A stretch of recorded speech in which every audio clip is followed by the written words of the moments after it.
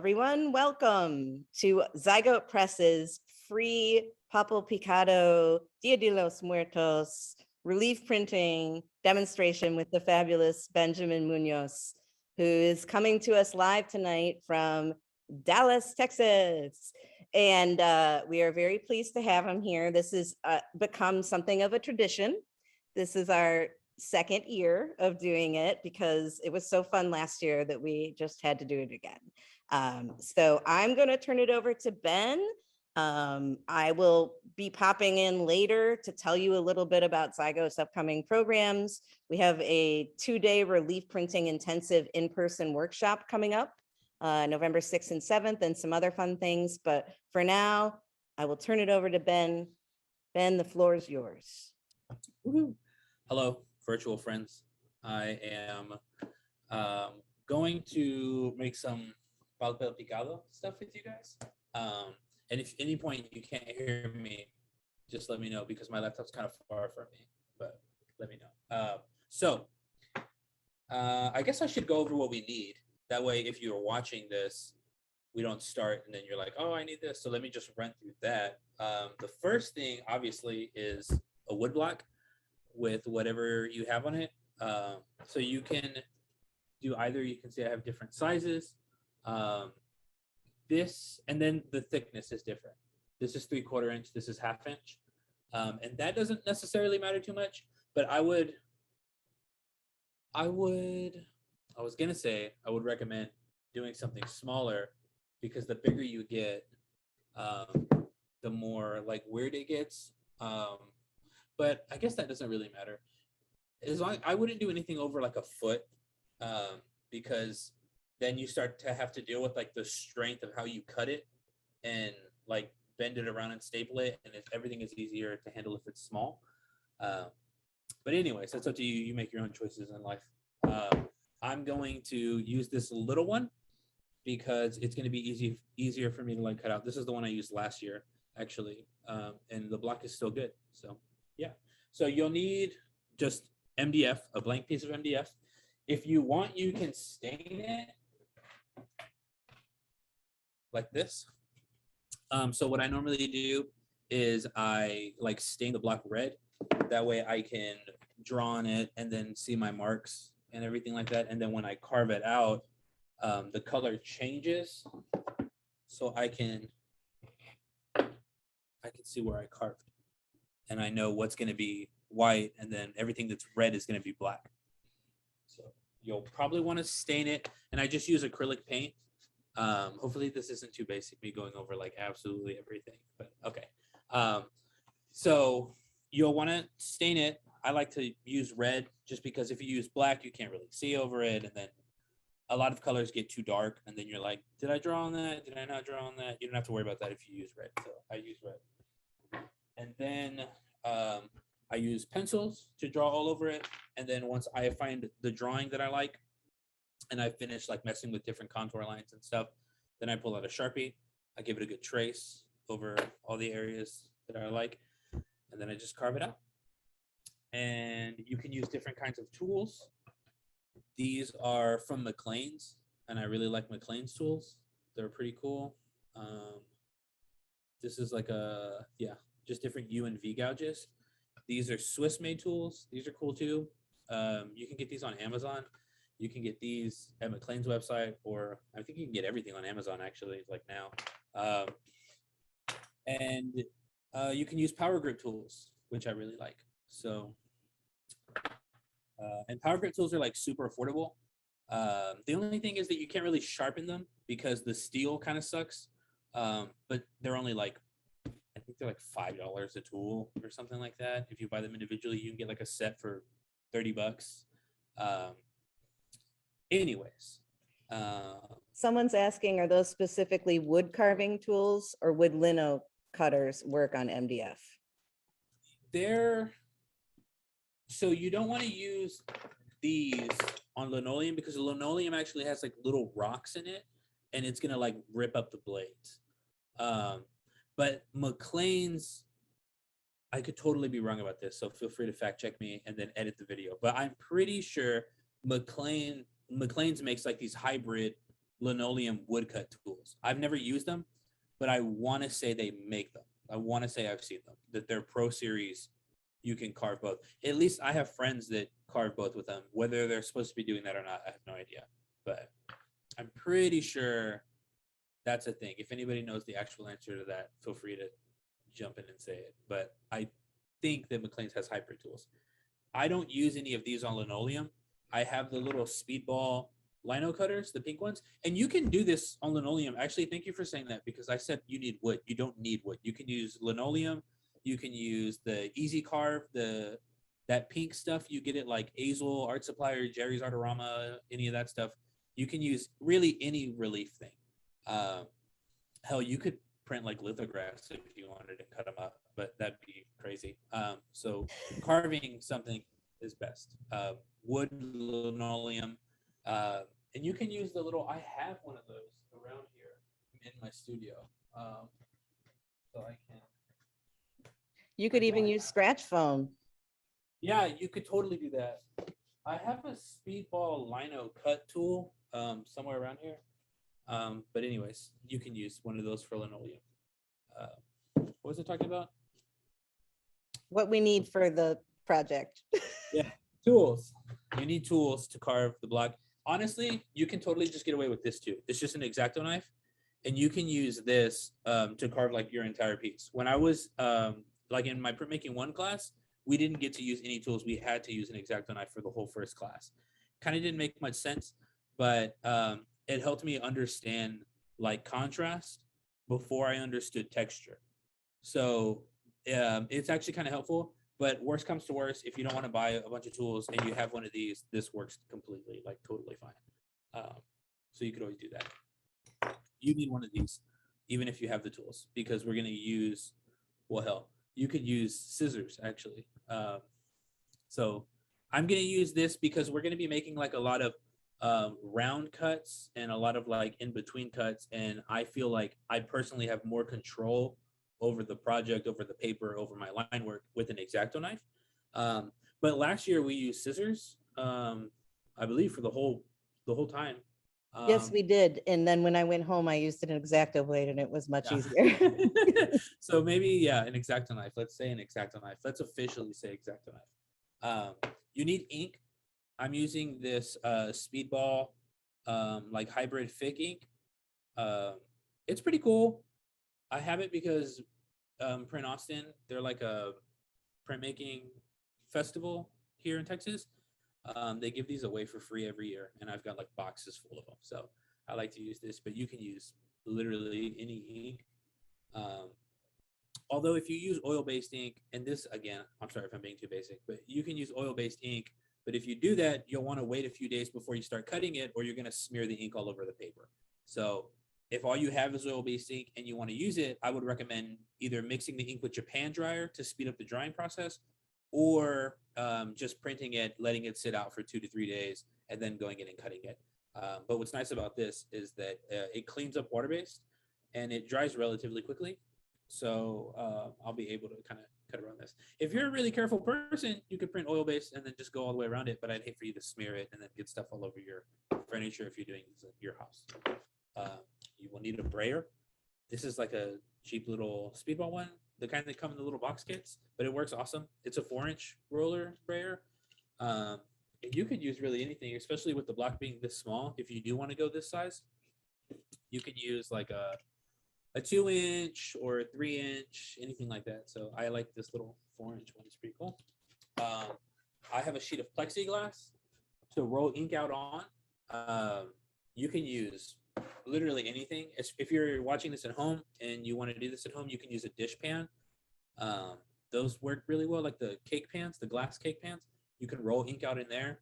I've done that lots of times. A lot of coffee tables are glass. I've done that. Glass or plexiglass slabs. If you have a mirror, you could drop a mirror, use a mirror. I would avoid using any flat surface that isn't glass or like plexiglass. I've seen people do this on their table and they think their table's clean, but it's not. And all kinds of stuff gets mixed into the ink and then it gets really nasty.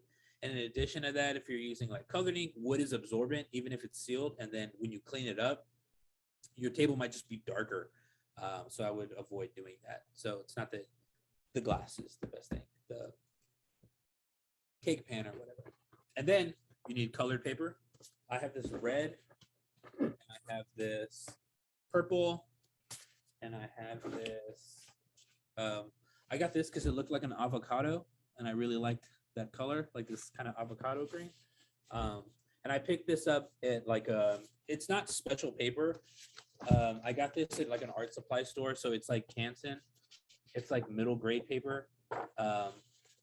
It's not the nicest paper in the world, but the way we're gonna make this today, it's not meant to be permanent. So don't worry about getting super nice archival paper that's gonna last forever, because we're literally stapling it in the back, so it's gonna fall off anyways. And it's a fun thing to make every year. And since you have the block, you can make new ones. And it'll be cool to it'll be cool that it falls apart and you make new ones anyways, because as your year happens, it's fun to like carve scenes of like your year or people or stories, and then you can change your papel picado every year, or even just add to it and put like scenes of that year, you know, and it just grows and grows and grows. And there's a lot of like papel picado that you can get that tells the story of people's years or people's lives, and things like that. So it'll be fun for you to kind of add to it and mess with it that way. What else do we need? You need something to physically print with. I'm using this glass Baron. It's a print frog, and you really just need something to apply pressure. You don't even, this you can get online. I think they sell them like on Amazon, or you can buy it from the store, Iron Frog Press. They sell these. But you don't even need this. You can use like a wooden spoon in your kitchen. You could probably do this whole thing in your kitchen, honestly. You can go get a cake dish pan for your ink, a wooden spoon from your kitchen thing. You could do all that. You could use a metal spoon if you wanted. But the thing with the metal spoon is if you rub it back and forth really fast, it heats up and it'll like burn your fingers. That's happened to me before. So don't do that. And that, I think, is everything you need. What about string and a stapler? Oh my gosh, thank you so much. Okay, so you need a stapler to actually like drape it over, and you need some sort of string. This is like wire string. It's really strong. You don't need this. We used yarn last year, and yarn works great. And everybody has yarn. That's like for hanging artwork. So you don't, that's just what I had. You can use any string you have lying around. Just grab it and tie it up and stuff. Anyways, any other questions? Anything like that? No. Awesome. Okay, so I think what I'll do then is just walk you through like doing it, right? Could you talk just really quickly about what the Papo Picado tradition is, or what it means? Yeah. So yes, there, that kind of like goes back. So everything, without getting too deep into intense with it,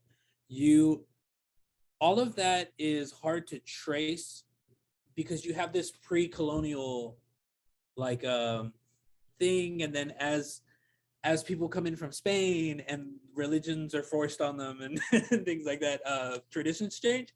So it's hard to pinpoint like what it actually is. But I think also part of that is there's kind of a beauty into when cultures mix, they become something else. So a lot of what papel picado is now, I've heard through like this PBS thing one time, that, and I don't know too much about this, so feel free to cut this part out. This is just like a little snippet that I learned actually this year about how a lot of it has to do with Chinese immigrants in Mexico. And I'd never heard that before.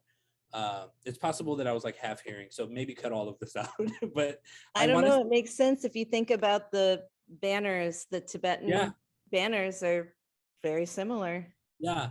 And then I know that they were talking about how the paper was a direct influence from that, because before that, in Mexico, they carved like bark, like wood and stuff like that. So it wasn't until like everybody mixed together and then they started using silk and different stuff like that, and like tissue paper, and it all kind of like morphed together and became something else. But I can tell you about like my personal experience with it, because in my family and in my like local South Texas culture, I grew up in Corpus Christi, so we're really close to the border. So we have like a really strong like Chicano culture, which is removed from Mexico, and kind of like its own thing. Um, and you see that in all kinds of differences, even in the way words change. Somebody in South Texas would call this a calavera, or somebody in Mexico might say like la Catrin or something like that. So you see like tiny little microscopic like differences. But in my community, we would make these at school, or we would make them in like different programs after school.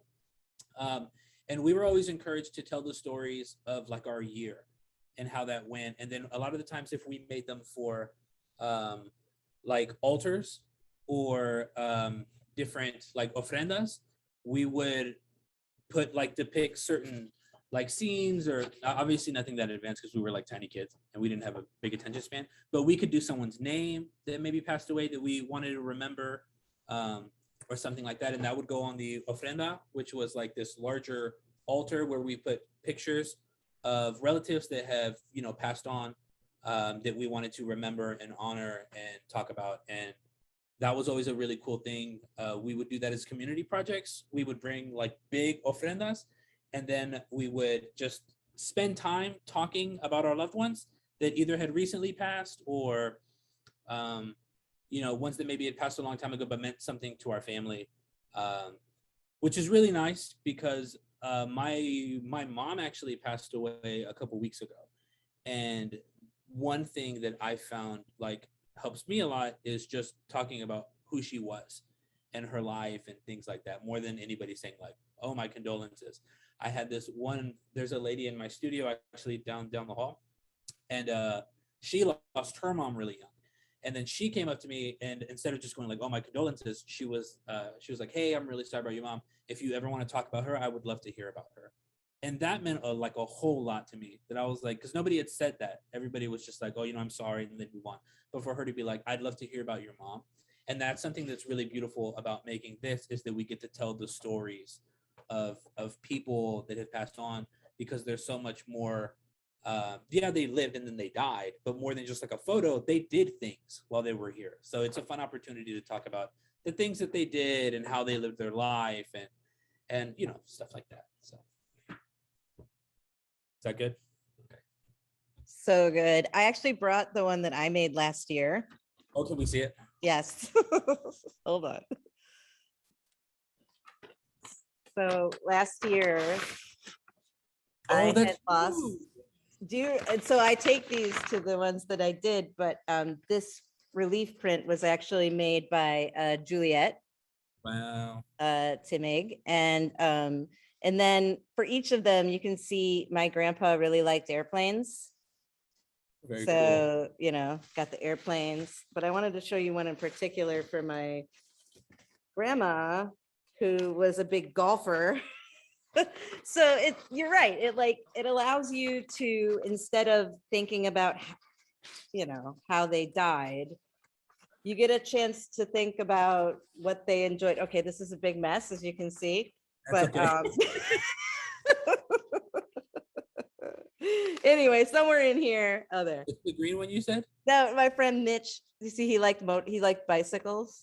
Oh, So I great. did the bicycle Oh, it's got wheels. the wheels on it. Wow. Yeah. So I keep that, but I'm excited to make it. And I love the idea that every year you get to make a new one, right? Like, because things have shifted. We're all different people now. So we have different stories to tell. I love the idea that it's ephemeral and that we can make a new one.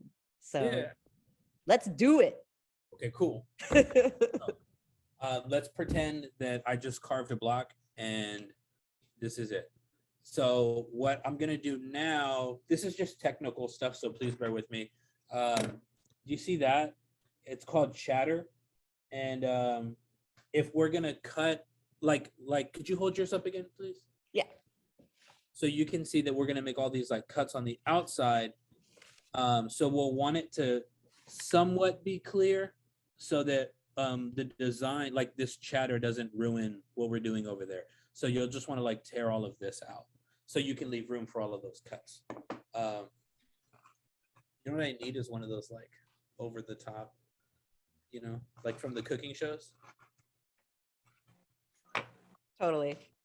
So I'm just tearing it out, and you can see how I like dig down into it, like everything around, like there's like I'm going into it.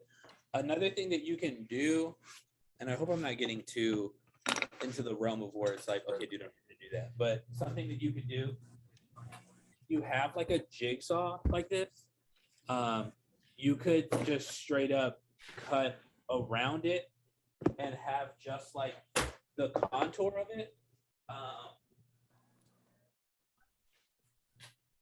Give me a second. Hold on. I'm just grabbing something.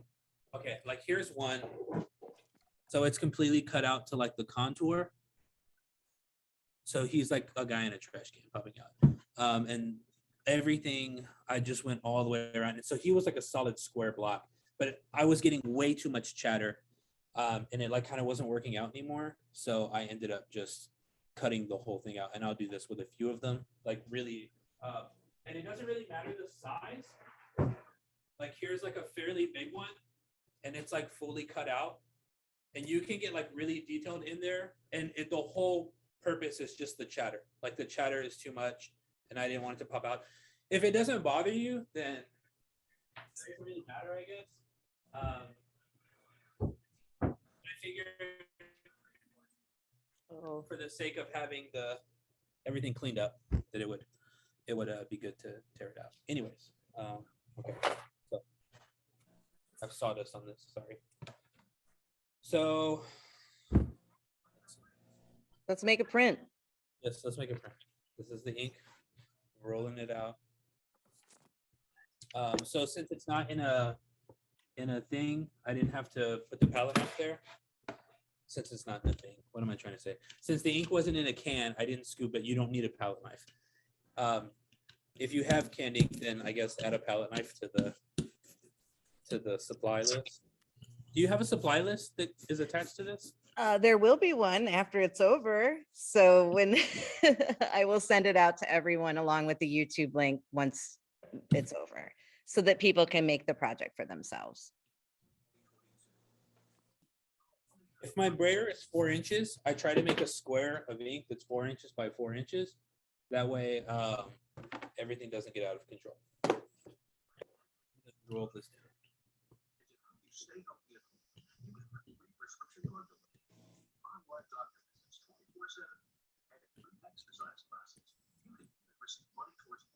Are you talking, Ben? Oh, I'm not. Okay. Should I be? No, I hear voices. I don't know where it's coming from. Oh, great. Here come the ghosts. It has to be one of us.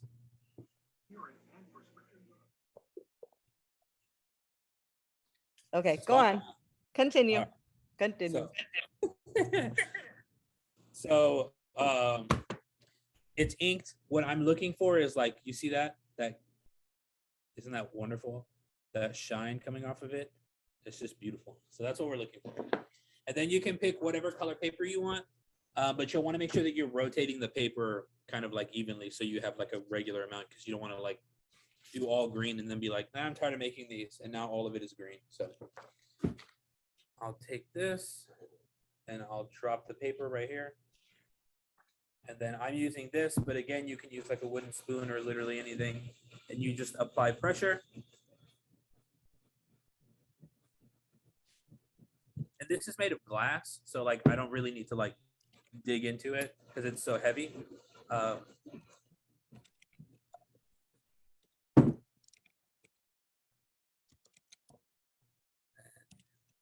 We have this, so that's kind of under inked and over inked at the same time.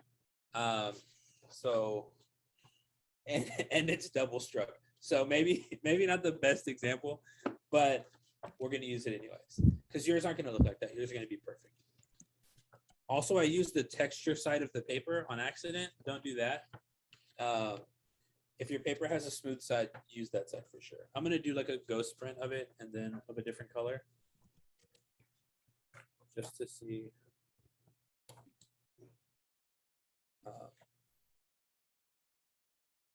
Making sure I didn't do the same thing again.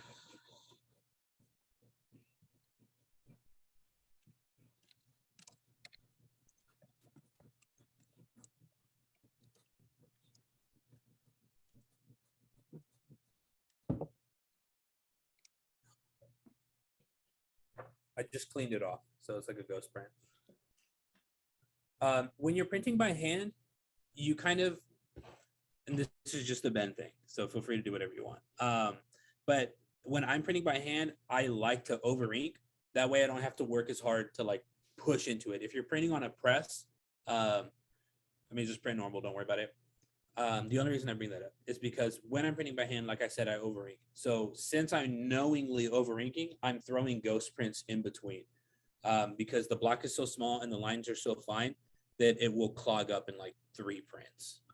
So I hit it with a ghost print, which a ghost print is just where I run another print without inking it again, like without loading it with more ink. I just hit it with the paper and pull off the extra ink before rolling more ink onto it. When you're using an old block like that, is there a method? Do you need to clean it or just do you just go for it?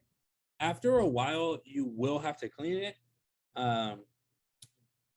but you can get around doing that. You can increase the amount of time between needing to carve it out by doing a few things. One of them is ghost printing it, just keeping it clean as much as you can.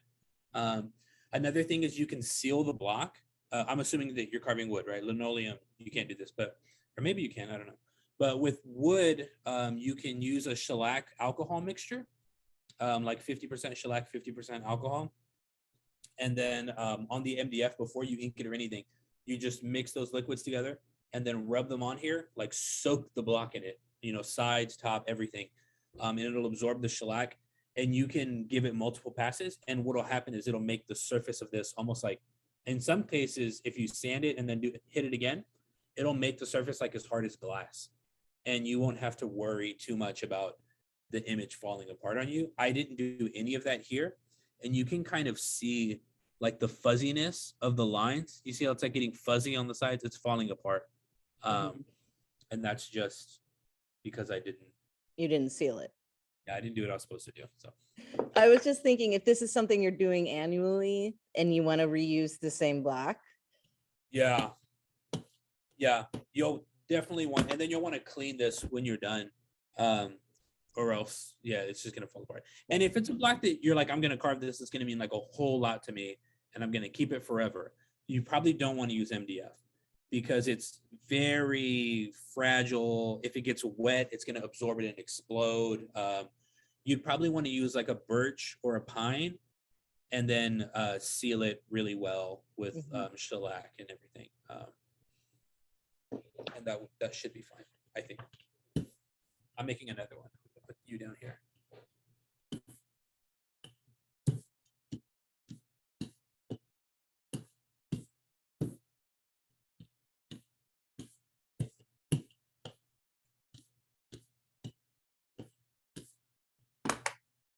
Oh wait, what am I doing?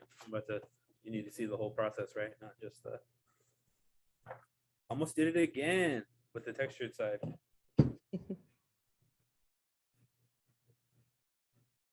You might already know this, but once the paper drops down, you can't let it move, because what will happen is it's printing this way, and then if the paper shifts, you'll get what's called double struck, and then the image will be like blurry. It'll look like it'll feel like I don't know, like you're about to pass out or something when you look at it, like everything's getting fuzzy and hazy, and then you can always check on it like this. You move whatever you have, something heavy, to the backside, and then you can look at it and then see how it's looking. Oh, it looks beautiful. But it needs a little bit more, so I'm gonna roll it. Oh, this is great. This is great. So the eyes are the darkest area, and they're gonna need like a lot more pressure. But for the sake of time, I'm gonna pull it off a little underneath. But Yeah. That's a great one for me. So let's pretend that I ran like a whole bunch of these in different colors and I have enough to get started. Got ink on myself. This over here so that doesn't happen again. Okay. So there's some things to consider when you're carving this. One is like we saw the bike tires earlier that were carved. You want to, yeah, perfect. Do you mean like the for the cuts? Yes, for the cuts. You'll want to keep that in mind. This was not a good idea. Why? Because it was just really hard. Oh, yeah. To make all of these like wheels. The only, whatever you want to carve out, you'll just want to keep that in mind. If you wanted to, you could like draw it in so you know, so you're like sure how much space to leave behind. Like I'm gonna, oh, I'm cutting down here, you can't see. Sorry, put that there. So I'm gonna cut that off. The only thing that you need to absolutely do on every single one is you need to leave this behind or it won't work. That right there. This little thing here. Because what we're going to do with this is we're going to fold it over like that. And that is how it hangs on our string. That's the way it's going to be there like that. And then on the other side, we will staple it. If I had a third hand, I would staple right now. And that goes back there.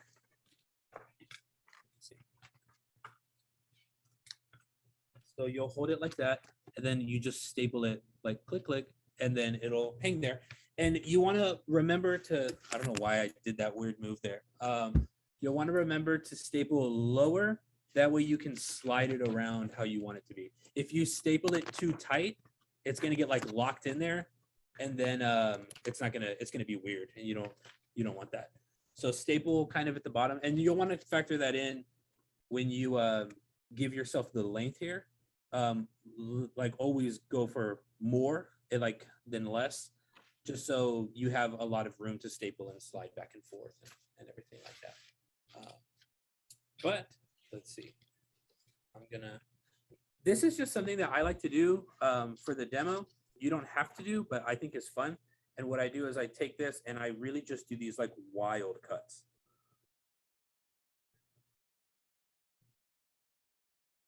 I like the term wild cuts. Yeah. So I kind of I end up with like something like that. And then I work with that. That's something that I really like messing with, is I just kind of come in here and I know I need to leave myself this thing, but then I'll give it like some of this weird things like that.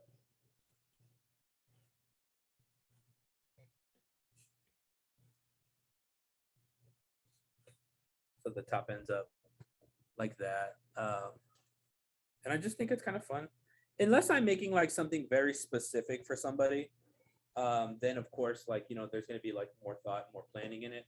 But like if I'm doing like a class like this or something, I'm going to end up with like a really weird shape just because it'll be like a fresh, difference as it goes through.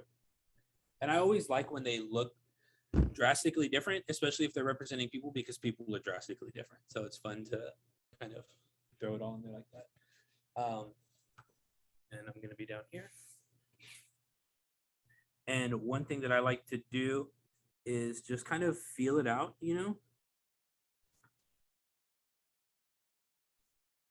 I make different cuts. Okay, so Ben, you're doing this freehand. Yeah, but I've made a lot, so I know. I was gonna say, so maybe not everyone would feel comfortable doing that. For example, myself, I would take a pencil and actually draw the cuts, like draw the designs. is a good idea. Yeah. Okay. I was just gonna say, you don't, although when you're working freehand like that, it does allow for a kind of organic movement that if Yeah. you plan it out, I see what you're saying. But if you're also, kind of artistically challenged like me, then you might want to draw it out. So I don't know if you're seeing this, but Oh yeah, you I can see. all your cuts and then you just punch them out, like Picado. Isn't that what it means? Yeah. Punching? So you see, and then it starts to take form like that. And you can and then like what's fun about the X-Acto knife is that I can reshape if I'm like, I don't like the way that looks. I want it to look more like flowery and like rosy.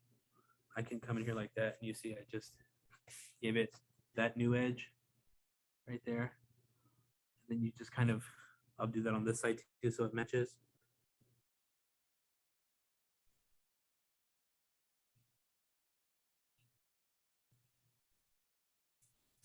There you go. See? This looks so good. I'm a big fan of Ben Muñoz, if you can't tell. Everything that he does is so great. Yeah, so you can just keep moving through this way. Something that I like to do is if I'm going to write text, like you can see here in this block, it actually says dia. So I would like carve out like the inside hole here or something like that. Or if I didn't want to carve that, I would just carve this whole area out. And then for all of the prints, I could just carve that out. You know what I'm saying? Does that make sense, what I just said? Yes. So, I mean, and you can do that just with your pencil. And I mean, even if you didn't want to carve it out, you could still draw it in. I would kind of try to stay away from that drawing too much because there's kind of too much going on. And then these banners are going to be hung kind of far. So if you draw on it with like a pencil, you kind of won't be able to see it. So everything you do, you'll want to like either, carve out or hit with the block, like when you stamp it in. Stamp is a bad word. We don't want to use that word, but press in, squish in, whatever you want to, Well, when you're teaching, stamp is a good word. Yeah. That's what I'm thinking of you guys, So you'll make like a whole lot of these. And then when you string them, just kind of keep the order in mind. And then remember to have them all facing the same direction. The only thing that sucks about printing these versus the traditional way of just carving the paper straight on, the only thing that sucks about doing it this way is that they're one-sided. So when you hang the banner, the back has nothing. There's a few things that you can do. And of course, you'll be able to see the designs, but as far as the printed subject, there's nothing there. There is something you could do if you wanted to. You could take this and then double side it. The problem is that it kind of ruins like sometimes it looks cool and then sometimes it doesn't. Yeah. So, I mean, the one that we made last year is hanging in our print shop downstairs. And that one I hung on the wall, like up against the wall. So, I mean, it's always good for that because then you don't have to see the back. But yeah. Any questions about where I'm at so far? So I hang mine on my, here, I unraveled mine. So you can finally see it. So you can see that it is only one-sided, right? The back looks like that, but I hung mine on my fireplace. Yeah, nice. So that way no one's behind it, so they won't see it. Mm-hmm. And traditionally, if you hung this on your altar, you wouldn't see the backside of it anyways. It would be like, front facing, but anyways. Does anyone have any other questions for Ben?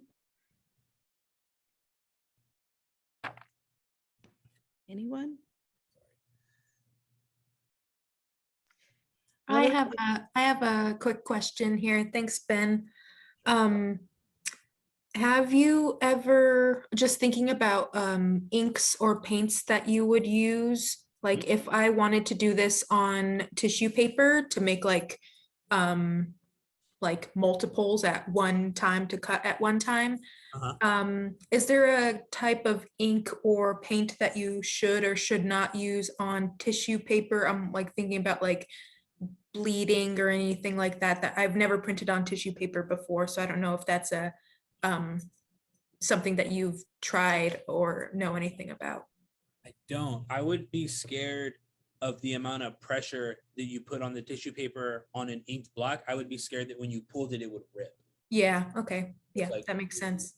but I mean, if you can find heavier tissue paper, that might not happen. Mhm. And if you're like really careful pulling it off, that might not happen. I would, and this is me thinking that we're doing this on a press, right? Because if you're doing it by hand, my next concern would be it ripping when you're going back and forth. Yeah, I've burned through things by hand, so yeah. You might want to get something like this. It's like a heavier drawing paper. And what you can do is put your tissue paper on the block, put this on top of that tissue paper, and press through this. Because you could slide back and forth on that without touching the tissue paper underneath it. I might try that. As far as ink, I think any ink would be fine. My next concern would probably also be solved with using this on top, which is that it would bleed through the tissue paper and get like all over the bottom of this or your spoon or whatever. But yeah, if you put this under there, it'll help you be able to run over it quickly, and then it'll also catch any extra. Okay, thank you. Yeah. You know what you guys should use for this? A hole puncher, like for fun, like, you know, because it's hard to cut circles. You could like taka, taka, ta, ta, ta, ta, ta. It's funny you should mention that, because Elise is going to pick up some hole punchers and those craft scissors that have like all the wonky. Oh yes. Yeah. For the kids to use, so that, because obviously the kids aren't going to use it. Exactly. But also for me, I'm excited about these scissors too. Yeah, they're like zigzag ones, right? Yep. Yeah, those are great. Well, so Ben, last year we told some ghost stories. I was about to bring that up. I was about to do that. Yeah. Does anybody have any ghost stories? Because I don't have any ghost stories, but I have like a spooky story. So I went, I'm gonna keep carving this while I do it. That way maybe we get something out of it and I'm not just doing nothing.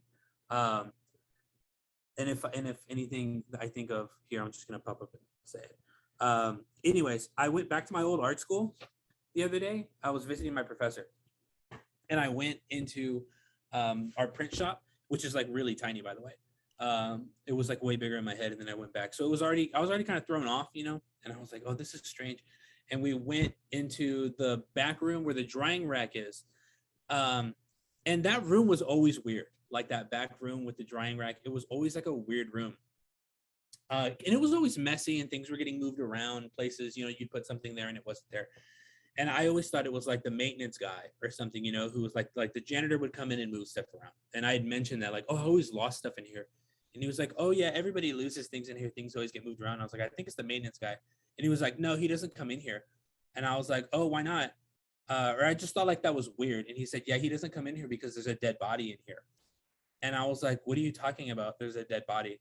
And like he pointed to the wall, and we have like skeletons. It's an art school. And he was like, that's a real person. And I was like, what are you talking? He was like, yeah, it's like, that's the only real one we have on campus, but that's a real woman. And I looked at it, and it was like a legitimate skeleton. Like there were bones. It was a real human being, like in the room. And he said that when the janitor found out, he stopped. Like he's like, I'm not going in there. I'm not going to clean that room.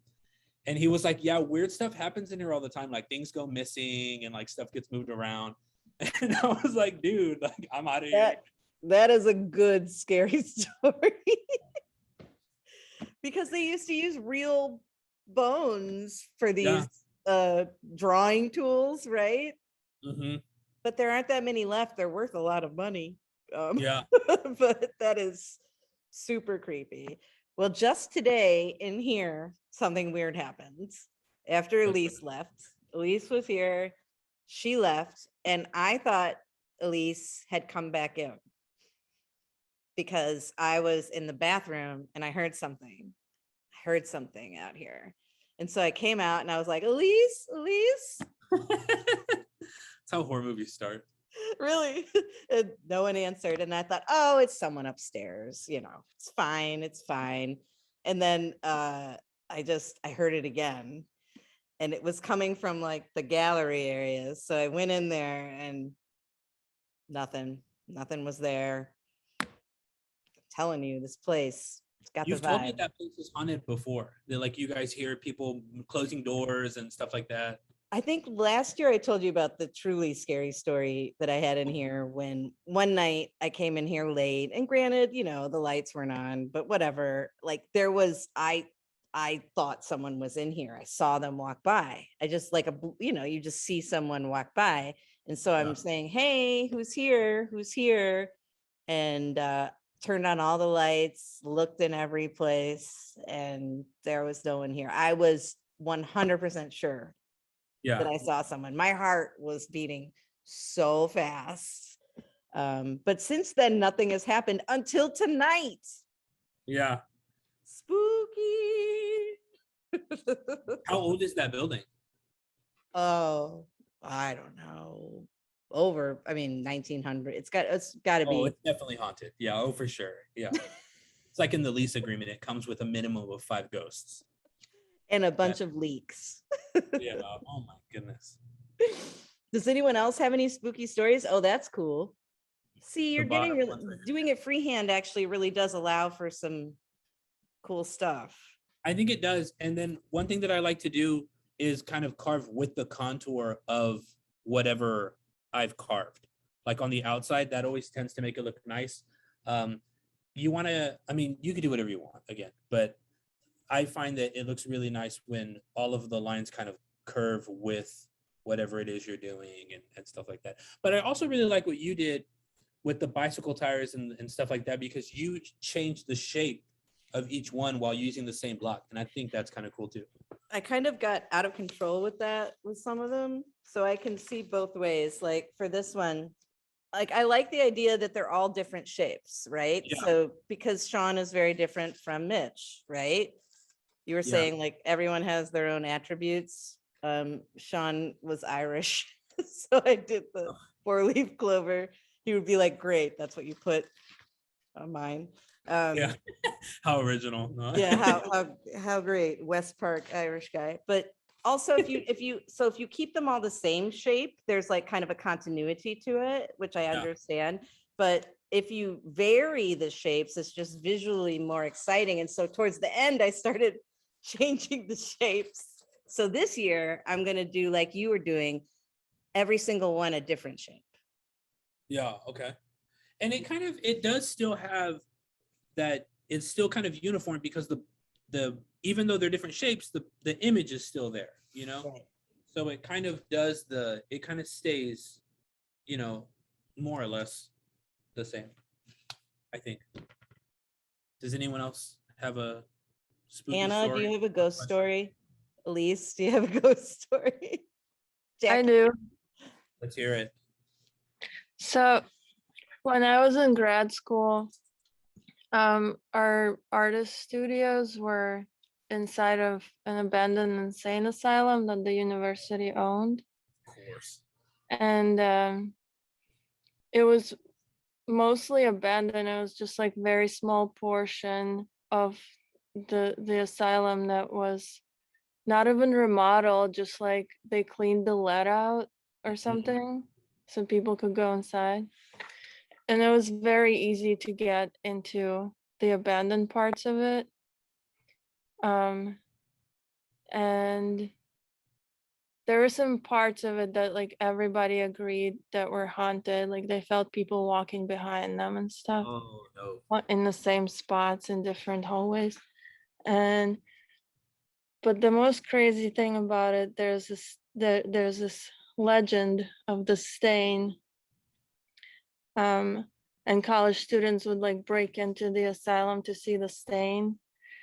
And It's in the like highest, farthest away from the center point of the asylum, like not in an attic, but like where there's still hallways and rooms.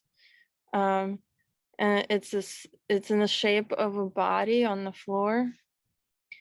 And apparently, like different college students have done like studies of the stain and like taken samples to see what it was, and it was an actual body. And it was by the window, so it's just like the way that the body was decomposing and the sunlight hitting it, it ate into the limestone, so you couldn't bleach it out or anything. Like the university tried to remove it many times. And I don't know if this is true, but the legend is that her name was Margaret Schilling, and she was in the asylum as a patient. And a lot of the people in the asylum weren't crazy, you know, they're just like hysterical women or going through menopause or something.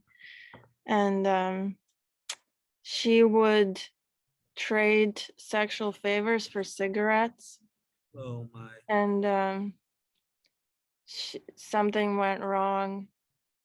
So they found her naked on the floor with her clothes neatly piled next to her. Nobody ever got arrested for it, but yeah. And this is in where your studios were? Yeah, oh my. I've spent the night there. It was very peaceful, other than like certain areas that were scary. Wow. If that's where I went to grad school, like my work would look completely different. All of my work would be based on like, oh, my studio is in an asylum. That's true. It would definitely inform your work if you're in that place that's that loaded with energy. Did you see it? Did you see the form on the wall? It's on the floor. Yeah, I've seen it. How A many bunch of like times. works of art were created by students there based on the stain? I don't know. I think that not that many, really. Yeah, I guess that'd be hacky, but There's Yeah. there's be like, some what is sort of Papel? like haunted show episode about Athens, Ohio, because oh, it's supposedly like one of the most haunted places in the United States. this was at OU?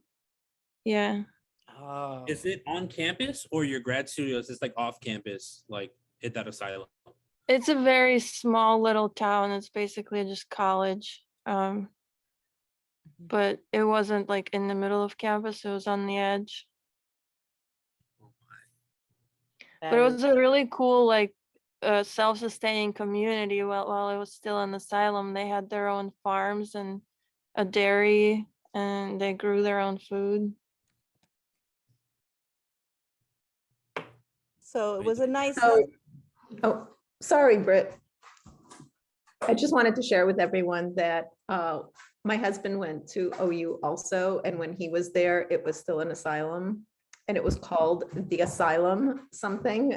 And then during his tenure there, the name was changed to the Athens Mental Health Center. We're here together. Anyway, and that patients would occasionally wander off, and then they would find them dead in the woods. Oh my. People go to school there? People still go to right school there. Yeah. Oh man. And Anna, you were in there doing your printmaking. That's great. Love it. I would do a residency there for sure. I don't know if the stain's still there though, because last time I went, they were remodeling that part of the building, and they moved the studios out of the ridges completely, which is good for health reasons, but I don't know. I hope they don't just knock it down. Yeah, that would be a shame. Although I do like the idea of a haunted residency. Yeah. Maybe we could do something at the Ohio Reformatory, or some of the like really haunted places in Ohio. that it's like a challenge because you have to sleep there. Yeah. Oh my. I love it. I love it.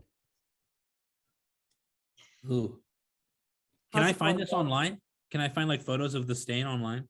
Oh yeah, there's videos, photos. All right. See, last year we really got into the ghost story portion. Yeah, I was gonna say Z-Pass is haunted in its own way. Really? Well, yeah. You know, haunted with leaks. Oh. I think I found it. Oh yeah, Margaret Sheeling. Oh, wow, so this is a real thing.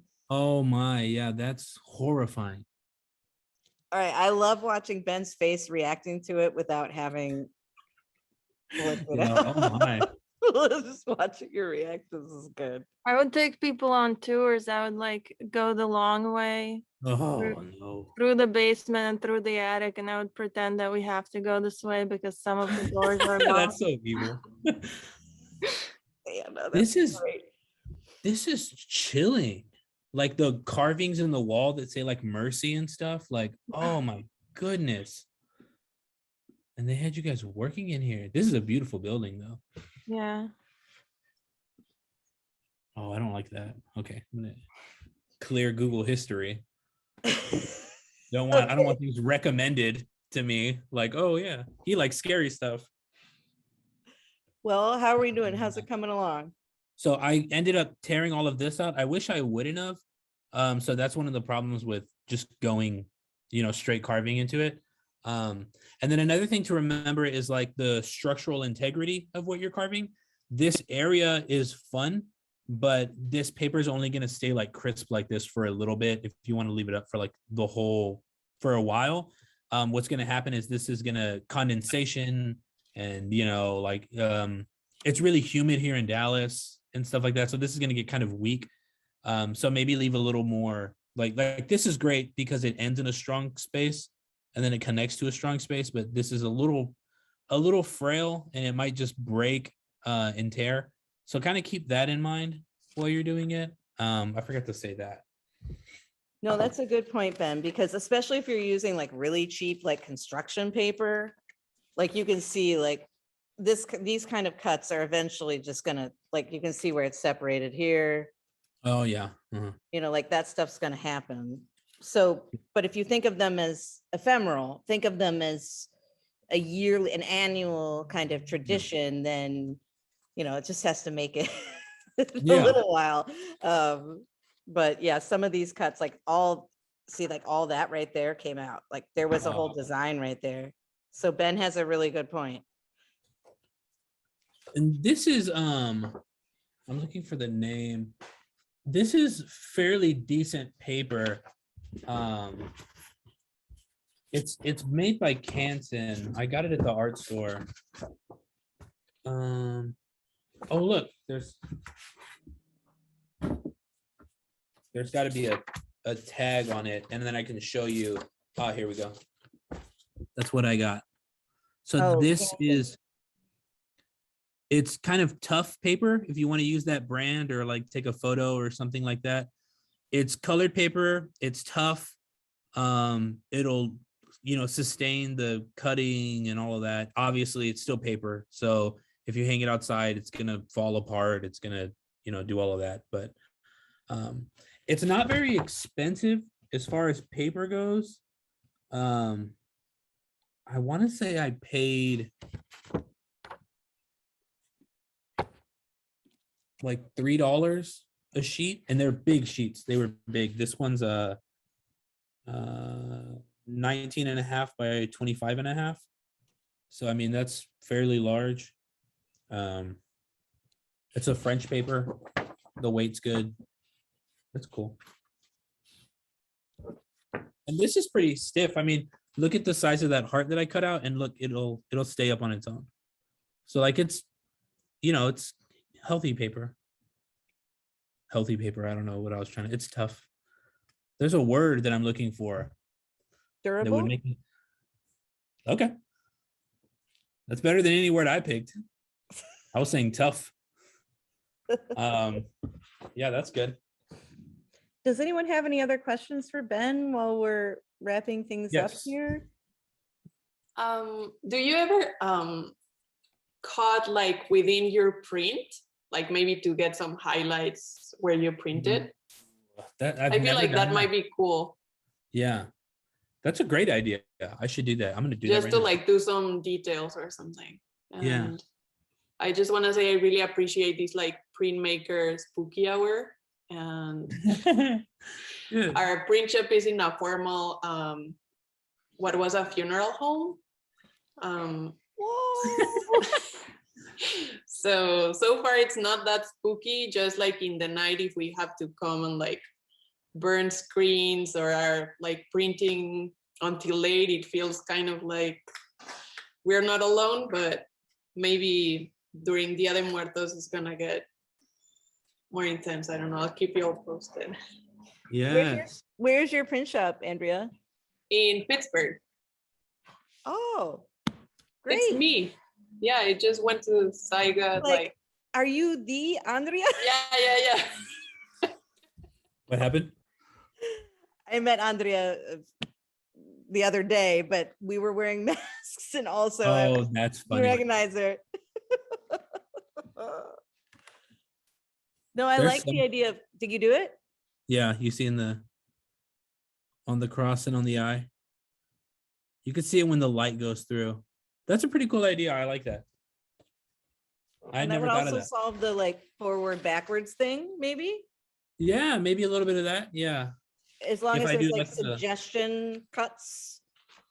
Yeah, like around the contour of it or something. When I used to go to this like skate park thing down in Corpus, and it was an old funeral home. Just the main building, and you never really went in anyways. But the dudes that worked there said they like the building was like foreclosed on, I guess. And that sometimes they would like open closets and there'd be like a coffin. Like just not obviously with no body, but just it was like a show coffin. And it was probably like outdated. They didn't offer the model anymore. So the funeral home was like, leave it. And they would just find coffins randomly in places like up and down. And they would do weird stuff like skate them and stuff. Like they'd put the coffin, they'd grind on the coffin and it turned into like a weird thing. But it did the outside, you see the back there. That's kind of cool. And then the back is starting to look, you can start to see the figure, I think. You could probably tear all of the eyes out and that would help a lot, I think. I'm going to do that. That might do nothing, but. Yeah, originally that's kind of what I was expecting it to be, but I've never seen Papel Picado with the printed before. And I think that's really interesting and kind of like opens up the possibilities a lot more. But yeah, I'm excited to try some of my blocks that I already have to try to carve them into stuff. I've never tried that before. And this is like obviously not a traditional way of doing this. It's like a printmaking kind of. I was on this kick a few years ago. My shirt's black, so it looked like nothing happened. No, that looks on- great. Yeah. I was on this kick a couple of years ago where I just wanted to print everything. So my friend had made one of these and we did this show like downtown and we were trying to get people into the door because it was during like a festival. There was a lot of people everywhere, but nobody was like, we were like, how are we going to get people to like come into our sketchy building? Because that's like the only building we could like afford to rent.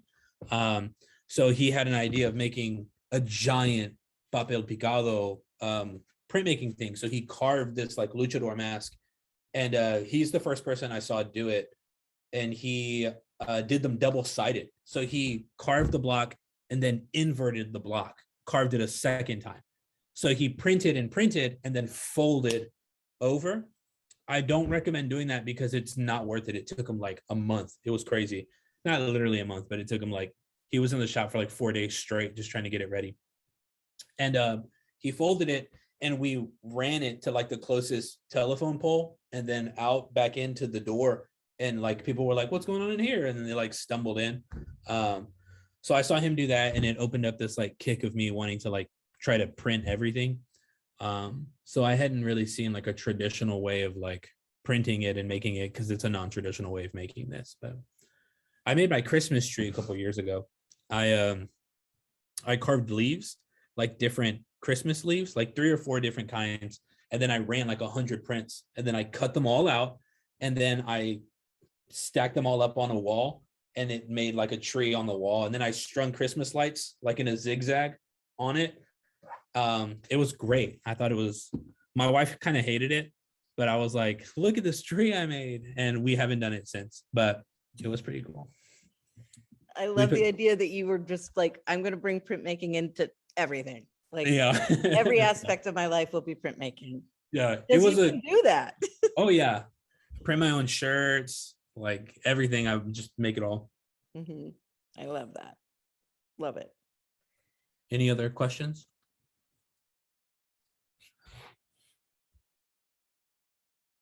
Or any other ghost stories? Yeah. Anybody have a ghost story? I'll probably carve the teeth out while you do that. I don't really, it's not a ghost story so much, but something I think about often now as an adult. Is I grew up in Albuquerque, New Mexico, and off of the Sandias, which are some very big mountains, and then Albuquerque is just like very extremely flat. There's like arroyos that come off of the mountains for like the snow melt and the water and stuff like that. And I always think about the advertising campaign that I guess maybe the water authority had, was advertising like at like children's fairs and stuff. They would like warn you about the ditch witch. I think it was kind of based off of like Ya Llorona, like stay away from the arroyos, stay away from the ditches, because like she'll come and get you and stuff like that, because they could like flash flood, and kids would like skate in there and play in the arroyos a lot and stuff like that. So it was like a kind of like a public hazard. None of them have fences or anything around them and stuff like that. But I often think about that advertising campaign of just this kind of like Mexican folklore, and how that kind of The ditch made witch. its way into public. Yeah, they called it the ditch witch.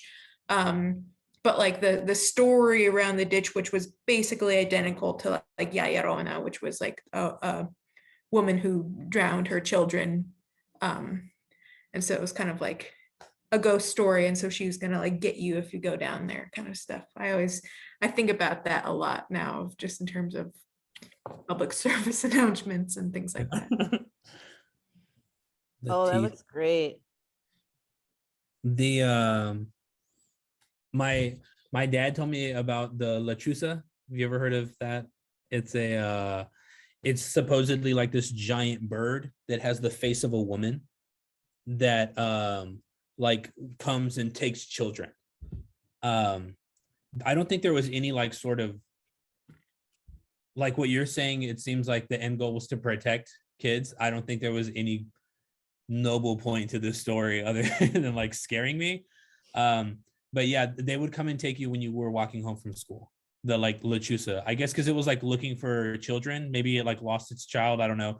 But it was this giant bird that had the face of a woman that would just pick up children as they walked home. That's terrifying. And Yeah. I hate that there's no like, usually these stories lead to like don't go in that house, it's haunted, because you might fall through the floors and actually hurt yourself. Yeah. But this is like, you're just walking home from school, but walk Yeah. faster. Is that the message? Maybe like, so I don't go veer off and go play with some kid, or so I go straight home. Maybe go that. straight home. Yeah. No dilly dallying. Yeah. Because Or the bird lady will get you. yeah. She's gonna come for me. There's do you know who Manny Guerra is? He has a group of printmakers called Tres Gatos. Oh, And yes. he does those massive portfolios. Have you seen them? He did one, God, it must have been like a year ago. I actually am in it. And the whole portfolio is legends and folklore. The whole portfolio. So each one is like the chupacabra, the lechuza, la mano, like everything is like a folklore. And these artists, I mean, they dialed it to a 10. and it's the creepiest portfolio you've ever seen. And like one of them is I think it's Lechuza, and it's just this really dark monotype of like this hooded figure with these glowing eyes and this hand that is like coming out of the hood. And I'm just like, this is creepy. What do you do? You said you I were did a in it? calavera. Oh, you I did. did like, and it's not even scary. Like I did like a normal, it was like reading a newspaper and like just hanging out. But yeah, and then it was really cool because each artist did a write-up of their connection with the folklore, whether that was like their parents saying something or them swearing they saw something unexplainable. It's a great portfolio. If you're ever looking for something to show in your gallery around this time of year, you should ask them for it, because it's got all kinds of really great stuff, and like kids having nightmares, and it's really weird stuff. But it's a great portfolio. I'm gonna drop that in the chat. Some of them are like, you know, it's not all scary stuff. Like Joy, actually Killjoy, you know Killjoy. She was in the portfolio, and she did some like, I think like a Filipino like raven that protects children. So her woodcut was like this giant bird like this, and then a bunch of kids are under its wings, and it's like a protector kind of thing. So they're not all like, it's just folklore. It's not like it has to be like scary stories or anything, but it's a great portfolio to look at. I love that idea. I'm already percolating ideas Yeah. for future shows at Zygo. Yeah. It's a great one. He's got some of the best portfolios I've ever seen. I mean, they're just massive, crazy stuff. I can't believe that he would organize something like that. It would take, Yeah, it takes so 'cause much time. everything's huge, right? So is it all large scale? No, so our portfolio was smaller. It was still fairly big though. It was like a quarter sheet, you know, so it's a good size. It's like probably double the size of this. He did a portfolio, the Desert Triangle. Have you heard of that one? I think that's the one I'm thinking of. Yeah, it's the one with, it has a yellow cover with like a guy and a dog. And he published it as like a book. It's really great. I have the book in the shop downstairs. But it's a really wonderful portfolio. And that one, yeah, like what you said, I mean, they're huge. They're massive prints. And I didn't realize the portfolio was that big because I'd only seen the book. And I was at the Mexicarte Museum in Austin, and they were showing it at the museum. And I walked in and I saw the cover of the Carpenta.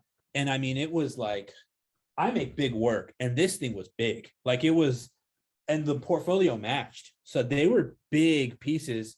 And I was really blown away because the work was shipped from Arizona and New Mexico, and they put these shows together, and it was pretty epic. Yeah. Well, we got a few more minutes. Does anyone have any more questions for Ben or me or anyone? Or ghost stories? Andrea, is that your shop in the back? Where are Yeah. you? This is Yeah, that press is awesome. so here I have my press, and then we have like space for a silk screen and an exposure unit, and then our other friend that we share a studio with has a Riso in the corner. Oh, cool. That's all the rage. So yeah, me and my partner got this press this year. We found it and we went for it to Chicago. So it's been a joy to. Is that Vanessa back there? Yeah, Vanessa is preparing some screens to print. Hi, Vanessa.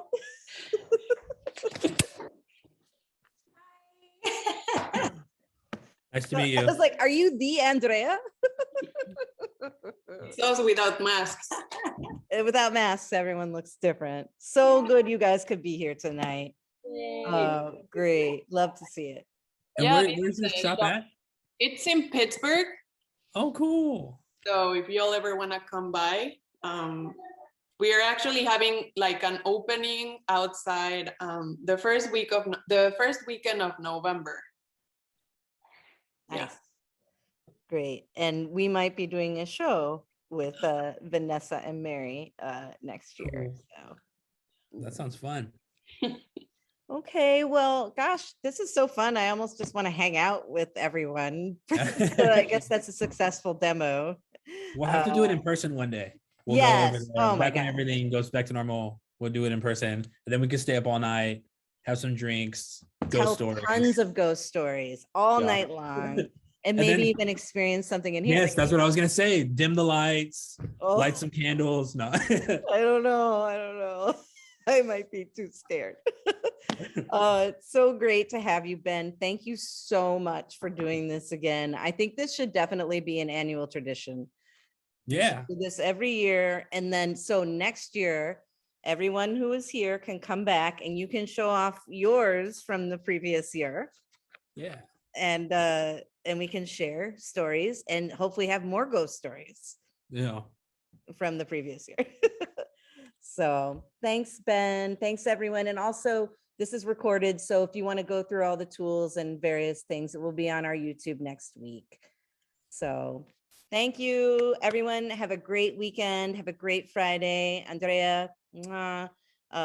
Heather, thank you so much for coming. Everyone, it's great to have you tonight. Bye. Yeah.